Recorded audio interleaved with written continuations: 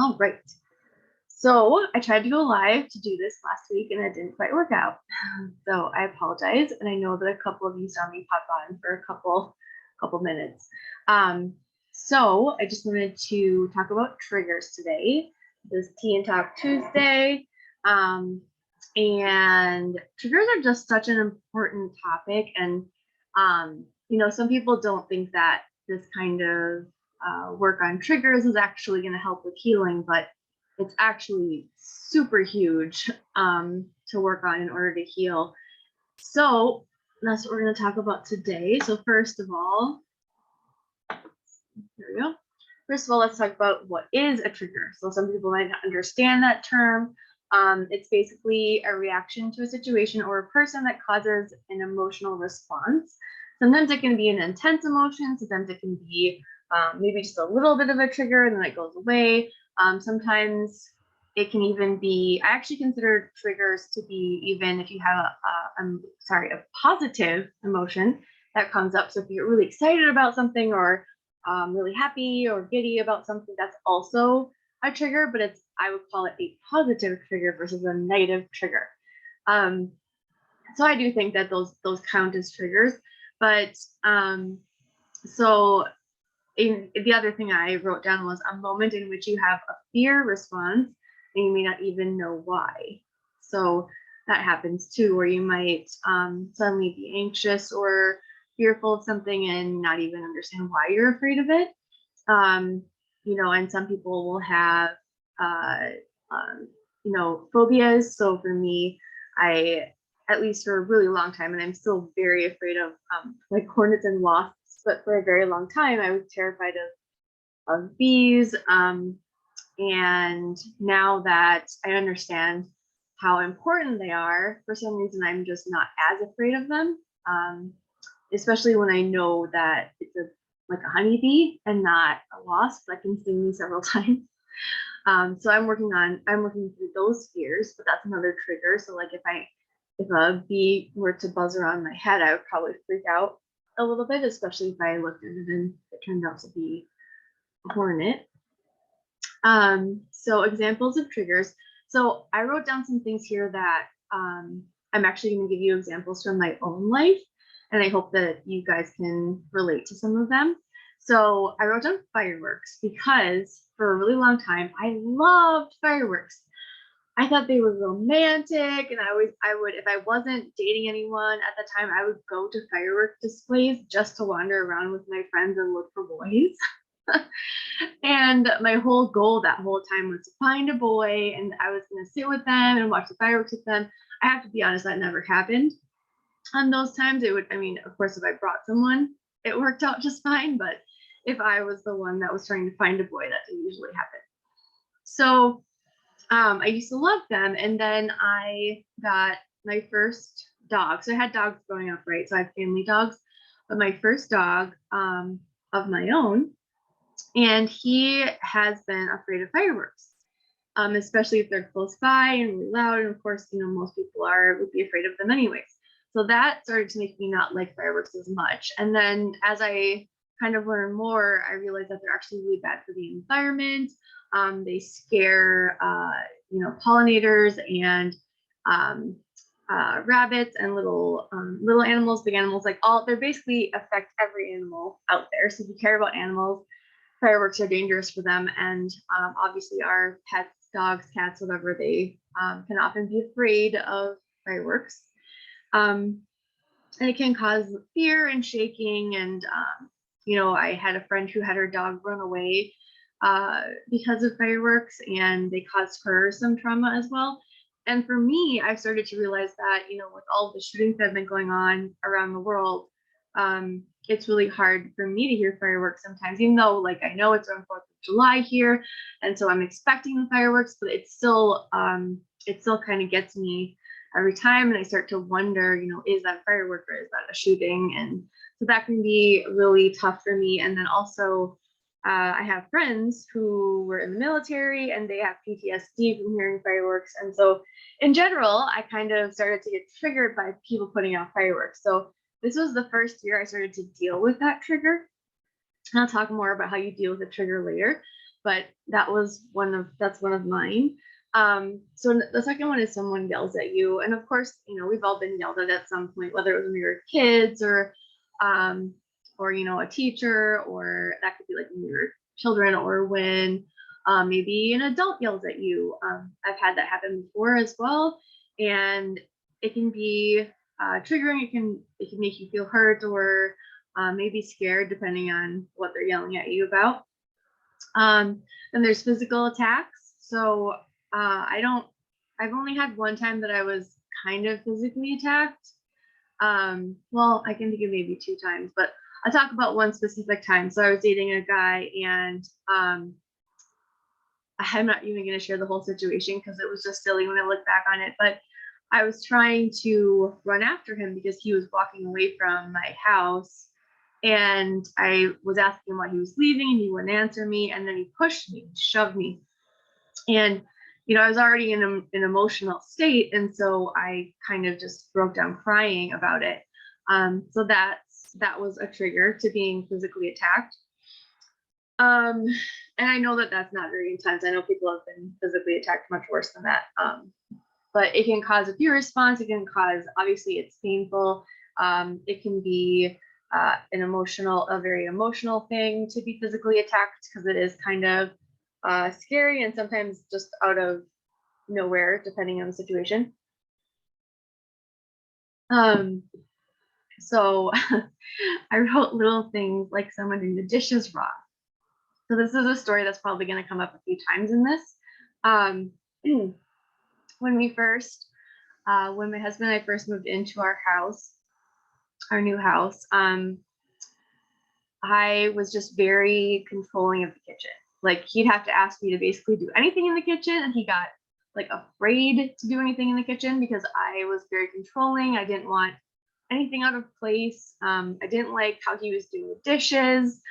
If he put things in the wrong way, or if he, I don't know.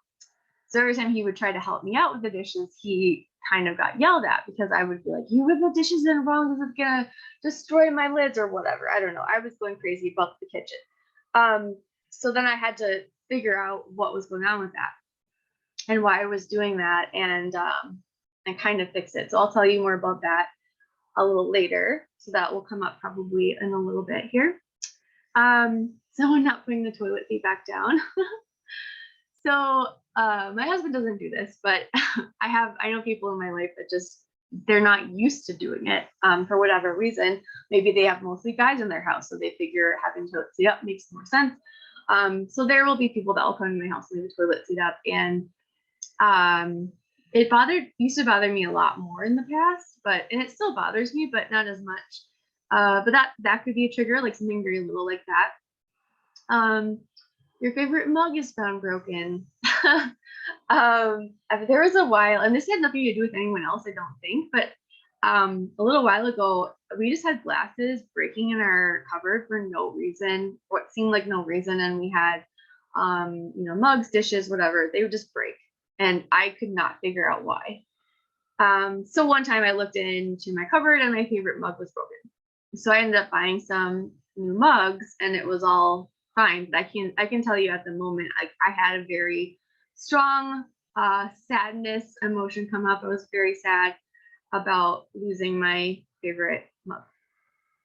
This happens to be one of the new mugs that I got. So let's see, is that someone says something that makes you feel hurt or insulted. I'm trying to think of a specific example of this. I mean, it really could be anything. Like, people are insulted by different things. I know that, on Facebook, we see a lot of posts of people saying specific political things that might offend us or make us feel hurt or insulted. There's a lot of that going around. There's a lot of polarity going back and forth about the different topics that are going on in the politics right now, which I am not going to go into because I'm not all about that. Not like starting arguments. So yeah, just that definitely can be a trigger if someone just does something that hurts you or makes you feel bad. All right, so we'll move to the next slide. How to handle triggers. So this is this is where it gets good. So before you react to the situation or the person, pause. What emotion are you feeling at the time of being triggered? Pinpoint why you are feeling that strong of an emotion. Where is the trigger coming from? Is there a past trauma that's bringing up this emotion in this situation or with this person? And then, if you're still at this point, if you still haven't calmed down enough to respond in the way that you want, take a deep breath or walk away if you need to. So I'm going to bring back up that situation with my husband and the dishes, and the kitchen, the whole kitchen. So when I was trying to dig into why I was acting that way about the kitchen, I realized that the whole reason that I was being so controlling about the kitchen had nothing to do with him. He wasn't wrong. He wasn't doing the dishes wrong. He was just trying to help me in those situations. But I was so wanting control about it, of the whole situation, of the whole kitchen, that any little thing that he did in the kitchen, if he took something out of the fridge, if he, messed with the way that I was doing the dishes, if he didn't clean up after himself, whatever the case may be, I was basically just triggered by everything that he did in the kitchen. And what I realized is that, because I'd gone through all the cancer stuff and because I just felt like everything was kind of out of my control, I was having graft versus host disease symptoms, and I just felt like really out of control in my life. And so I felt like I had to have control of something. And so I chose the kitchen to be in control of. And once I realized that, I was able to let go of a lot of it. And yeah, I still sometimes get triggered by little things, but for the most part, all that is gone. It was like just having the realization that it wasn't him. I was never mad at him. I was never annoyed with him. I was just annoyed with the fact that I didn't have control over anything else. So I needed control over something, or I felt like I needed control over something. And I didn't. So this was one of the things that helped me a lot, was how do you actually want to show up in this situation? So I would often, react by yelling at him, or, I would get really crabby, or it was always a very negative response. And it would always end up in some sort of like mini fight. And I know he didn't like it, and I know I didn't like showing up that way, but it's like I couldn't figure out what was going on. Like, why was I being this way, right? So I decided that I no longer wanted to show up that way. And so I didn't. And what I realized is that, sometimes there are going to be things that like are a definite, this has to be talked about, but other things are just little and insignificant and don't need to be a big deal. So there's certain things that we've talked about since then that I just, that we kind of figured out and compromised and figured out how to like, share the kitchen, right?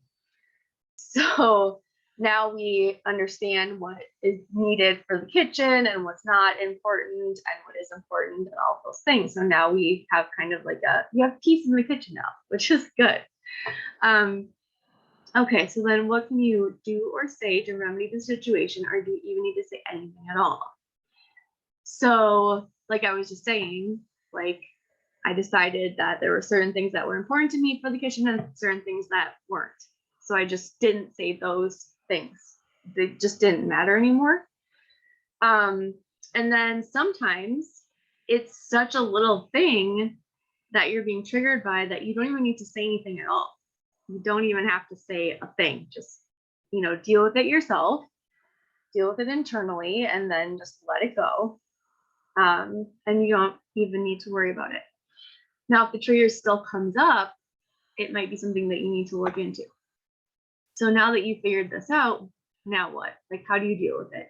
So you've dealt with the person or the situation the way that you wanted to. So now what do? So now it's time to heal. So this is where you go back to whatever the reason was for the trigger. So in my case, it was, wanting to have control of the kitchen because I didn't feel like I had control anywhere else.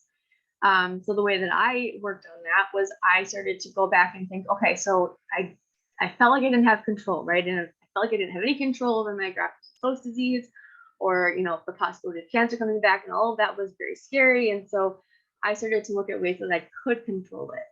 So, continuing to eat healthy, continuing to work on healing myself in energetic ways and in any other way I could think of.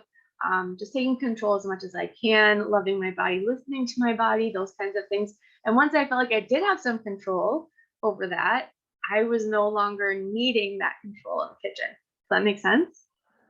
Okay. So, then you would use some tools like emotional release techniques to release the emotions trapped in your body surrounding this trigger. So I'll walk you through that really quickly. Basically, if you close your eyes, you can listen in to your body and feel where any of those emotions are in your body. And you'll usually feel like maybe a spot of tension, or you might feel maybe even some pain. And once you feel where that is in your body and you have your eyes closed, just imagine that all of that is coming up, it's coming out, and it's leaving your body. And the way that you'll know that it's left is if that tension or that pain is starting to dissipate. Okay, so that's one of the ways that you can release the emotions around that. Some of it is just realization, some of it is just logical thinking, tracking back. Sometimes that alone is enough. So if you need help with this, I am available. I'm still doing one-on-one sessions for now. I will be switching over to group sessions soon. So if you need help releasing the emotions and past traumas associated with the trigger, you can book a session with me at dragonflylotuskingling.com. And then lastly, I just want to say that it's important to work on this stuff, especially if you're in a relationship and you're trying to improve that relationship. Because we all have triggers, we all go through them, but usually it's within ourselves to fix that. It's in ourselves to figure out why we're having that emotional reaction. And I've tried to work on this with other people that I have relationships with, because it's a really good thing to notice when you're getting triggered by something, what the reason is for it, and how you can kind of become the observer instead of letting it affect you so much. Because, for example, let's say that you get really angry at someone or something or some situation, and you start placing blame on that person or that situation, and you just get angry every time you think about it. Well, anger, and I'm sure some of you have heard this before, but anger is basically you're poisoning yourself and hoping that the other situation or person will just drop down dead. And that's not the way it works. If you get angry, you're the one that's affected, not the person, not the situation. And so you're just making yourself sick. You think that's worth it? I don't. So just something to think about. All right. I'm going to stop sharing my screen here. There we go. All right. So I'm going to pull some cards for the collective. And I have a new deck today. The Light Oracle deck. So this is a new deck for me, so bear with me. I hope that some messages will come through. I'll pull 3 cards for you this morning, as usual, unless any more pop out, because that could happen too. All right, so we've got 2 cards to start with here, and I'll pull one more.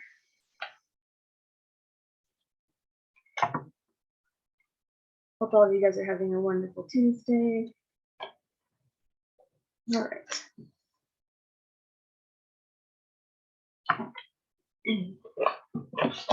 All right, so the first card I got was Birthing a New Age. Birthing new creations, dreaming a new world into being.